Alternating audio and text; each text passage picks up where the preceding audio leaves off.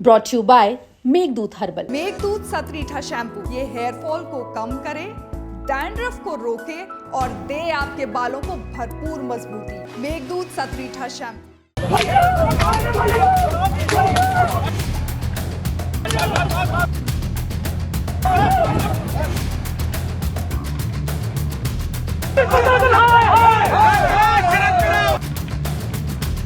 ये बुरी तरह से घायल कॉलेज के स्टूडेंट और एबीवीपी के कार्यकर्ता हैं जो चले थे राम स्वरूप यूनिवर्सिटी का विरोध करने। जी हां, बाराबंकी के राम स्वरूप यूनिवर्सिटी के बाहर बड़ी संख्या में पहुंचकर स्टूडेंट्स और एबीवीपी के कार्यकर्ता यूनिवर्सिटी में एलएलबी के कोर्स के रजिस्ट्रेशन कैंसिल होने और उसके बाद भी एडमिशन जारी होने को लेकर प्रदर्शन कर रहे थे। इस बीच बाराबंकी पुलिस ने उन्हें समझाने बुझाने की कोशिश की, मगर मामला हाथापाई तक पहुंच गया।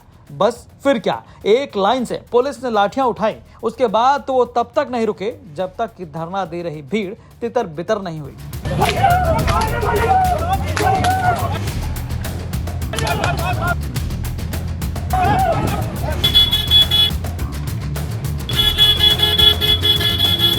अब आइए जानते हैं पूरा मामला क्या है। दरअसल यहाँ स्टूडेंट्स की नाराजगी इस बात को लेकर है कि 2022 में बार काउंसिल ऑफ इंडिया ने यूनिवर्सिटी के एलएलबी कोर्स का रजिस्ट्रेशन कैंसिल कर दिया था।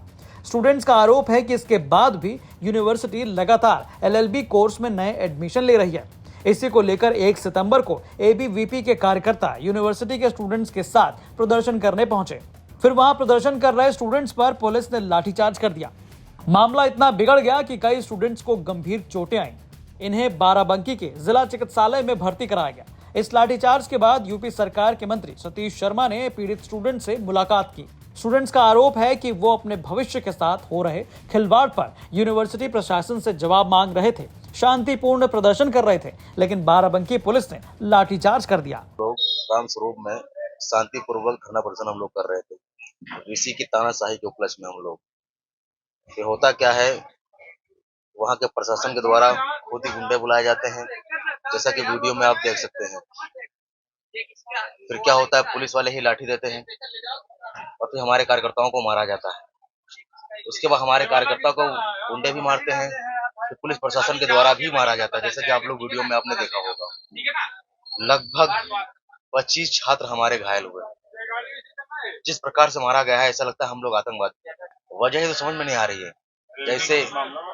जैसे ही पहुंचे हैं हर्षित चौहान, जो कि यहाँ के सीओ हैं, बस तुरंत पुलिस वालों ने जो है गुंडे बुलवाए और लाठीचार्ज चालू कर दिया। कुछ समझ में ही नहीं आया। सुबह 9 बजे से हम लोग प्रोटेस्ट कर रहे थे। समथिंग 20 दिन से आंदोलन, स्टार्टिंग में भी हम लोग प्रोटेस्ट कर चुके थे। आज हम लोग सुबह शांतिपूर्वक 9 बजे से प्रोटेस्ट कर रहे थे। जब 3 बज गया, उस समय हम लोग सिर्फ इतना कह रहे थे, हमारी मांग ये थी कि ऑनर को आना चाहिए और हमारे जो विद्यालय प्रशासन के जो बच्चे हैं, उनको उनसे बात करनी चाहिए कि इस तरीके की धांधली, अवैध वसूली क्यों हो रही है। उसके पश्चात वो तो नहीं आते हैं, लेकिन वो अपने कुछ माफिया गुंडों को और भ्रष्ट पुलिस प्रशासन को भेज दे रहे हैं।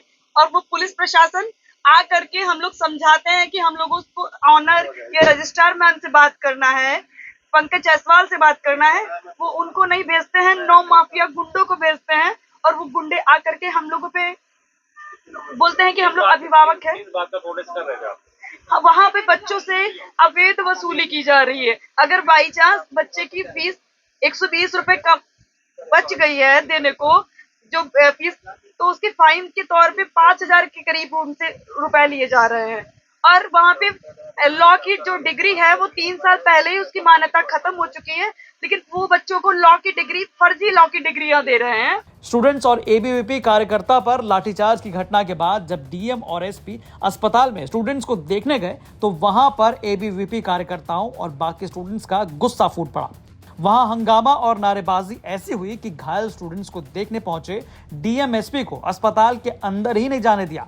स्टूडेंट्स ने पुलिस के खिलाफ जमकर नारेबाजी की और डीएम एसपी को बेरंग वापस लौटना पड़ा। वहीं जब इस पूरे मामले को लेकर राम स्वरूप यूनिवर्सिटी प्रशासन से बात करने की कोशिश की गई तो यूनिवर्सिटी की रजिस्ट्रार नीलजा जिंदल ने बताया कि हमारी यूनिवर्सिटी में एलएलबी में बीसीआई की मान्यता है। कुछ छात्रों को हमने हटाया था, जिसको लेकर कुछ लोकल अराजक तत्वों के साथ मिलकर ये लोग बदनाम करने के लिए प्रदर्शन कर रहे थे। इनके साथ कुछ दूसरे विषय के छात्र भी शामिल हो गए जिन्होंने ये अराजकता फैलाई।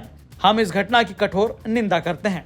वहीं जब रजिस्ट्रार जनरल से बीसीआई से लॉ मान्यता के पेपर मांगे गए तो वो इस पर कुछ भी बोलने को तैयार नहीं हुई। हालांकि पुलिस प्रशासन का इस पर अभी तक कोई बयान नहीं आया है। वहीं दूसरी ओर इस घटना से लगातार युवाओं के अंदर गुस्सा बढ़ता ही जा रहा है। अब देखना होगा कि इस मामले में क्या कुछ आगे अपडेट आता है। बाराबंकी से सैयद रेहान मुस्तफा की रिपोर्ट, यूपी तक।